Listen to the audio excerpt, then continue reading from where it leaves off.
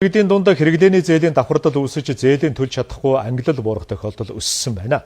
Үүнээс болж иргэд аж ахуйн нэгжийн хоорондоо гомдол маргаан үүсч эцэстээ шүүхийн шатанд хүрч шийдэх тохиолдол олширлоо.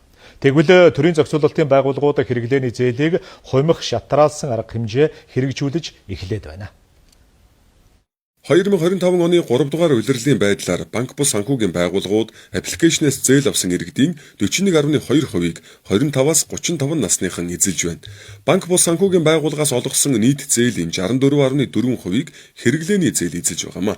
Санхүүгийн зохицуулах хорооноос зээлийн хит өсөлтийг хязгаарлах зорилгоор өр орлогын харьцааг 2023 оноос эхлэн 70%-аар тогтоон мөрдүүлж ирсэн.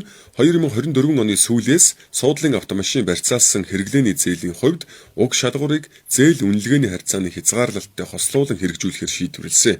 Энэхүү зохицуулалт нь иргэдийг хит төрийн дарамтанд орохоос сэргийлэх, хэрэглээгээ өрөөр бус хөдөлмөр эрхлэлтийн орлогын өсөлтөөр хангах, амжиргааны наад захын хэрэгцээндээ зарцуулах орлогыг хадгалж үлдэх боломжийг бүрдүүлсэн байна.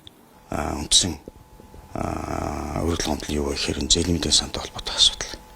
Тэгэхээр юу гэж хэлж байгаа юм хэрэглээний зээлийн энэ хит өсөлтийг бууруулах өөрийн дарамтаас бас тодорхой хэмжээ ангижрахын тулд энэ Монгол банкны зээлийн мэдээлэл сан дээр мэдээлж байгаа зээлийн мэдээлэл санд бодит цагийн хуваар маань нийлүүлэх энэс маш их чухал байна. Монгол Улсын их хурлын тогтоол 124 тогтоол гэж батлагдсан. За энэ хэрэглээний зээлийн хит өсөлтийн асуудал. За үүнээс холбоотой энэ өөрийн дарамттай холбоотой асуудал, за мөн захин зээлийн давхартай холбоотой асуудлаар л Монгол банк болон санхүүгийн зохицуулалтын тодорхой үүрэг бол олгогдсон.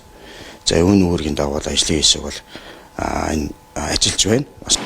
Өнөөдрийн байдлаар санхүүгийн зохицуулах хорооноос иргэдийн давхар зээлийн эрсдийг бууруулах, ялангуяа цахим аппликейшнээр олгодог зээлийн давхардлыг хязгаарлахаар холбогдох журмуудад өөрчлөлт оруулах төслийг боловсруулжээ.